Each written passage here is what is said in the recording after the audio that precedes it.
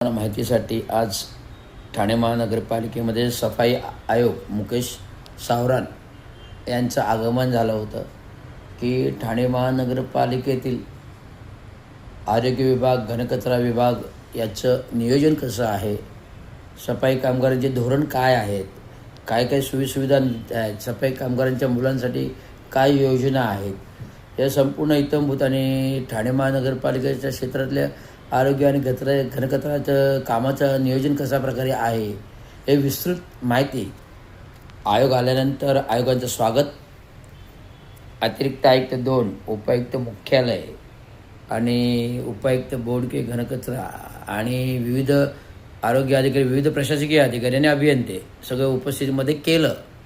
आणि आयोगांना जो मुख्यालय गोदापूर यांनी जो काय विस्तृत ठाणे महानगरपालिकेच्या प्रस्थापित स्थापन झाल्यापासूनच्या आत्तापर्यंत जे काही विस्तृत इत्थंभूत म्हणजे 17व्या शतकापासूनचे इत्थंभूत PPP अंतर्गत प्रोजेक्ट प्लॅनवर रिपोर्ट दिला, स्क्रीनवरती प्रोजेक्ट रिपोर्टवर रिपोर्ट दिला आणि सगळे आकडेवारीसह दिला.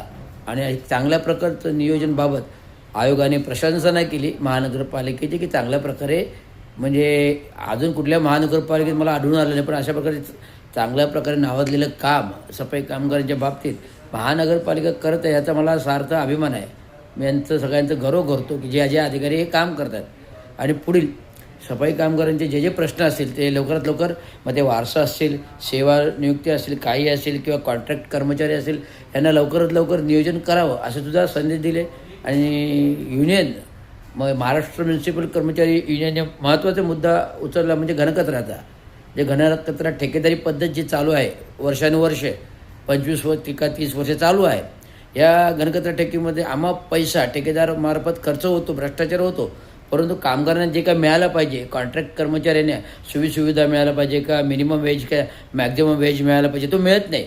ॲक्च्युली काय झाले, 30,000 रुपये 30-28,000 रुपये पगार आहे कॉन्ट्रॅक्ट कर्मचाऱ्यांना.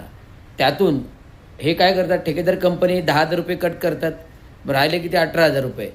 तर 18,000 रुपयेमध्ये 3,000 PFला गेले, बरोबर आहे, तर 15,000 रुपये पगार येतो. मग 15,000 रुपये पगारामध्ये सफाई कर्मचारी काय खाणार, हे आत्ताच्या वर्तमान स्थितीचा जमा खर्च पाहता सफाई कर्मचारी काय पाहणार. तर ही पद्धत जर बंद केली, जो काय 10,000 रुपये अतिरिक्त जातात ते टक्केवारीमध्ये वाटप होतात, हे टक्केवारीमध्ये वाटप होतात, म्हणून हा भ्रष्टाचार होतो. म्हणून व्यवस्थित साफसफाई होत नाही, गटारं तुंबतात. आपण गटारं साफसफाई करण्याऐवजी बांधकाम काय करते, थेट गटारच तोडते आणि नवीन प्रस्ताव करते. त्यामुळे हा जो बजबजपूर्वीचा भ्रष्टाचाराचं चक्र आहे, आरोग्य, घनकचरा ते बांधकाम खातं, हे कुठेतरी मोडीत निघाला पाहिजे आणि कुठेतरी खर्च नियंत्रित आला पाहिजे. हे मी विस्तृत पत्रामध्ये मांडलं आणि आयोग म्हणाले याचा योग्य तर अहवाल आम्ही मागू आणि आयुक्तांकडे पत्र पाठवून अहवाल मागून घ्या, त्याच्यावर उचित कारवाई करू. त्यामुळे मला एक प्रकारचं समाधान आहे की कामगारांचे प्रश्न उचितपणे आणि माझी कार्यकारी अभियंता आणि युनियनचं कामगारांचा युनियन लीडर म्हणून मी मांडलं, याच्यामध्ये मला धन्यवाद. जय महाराष्ट्र.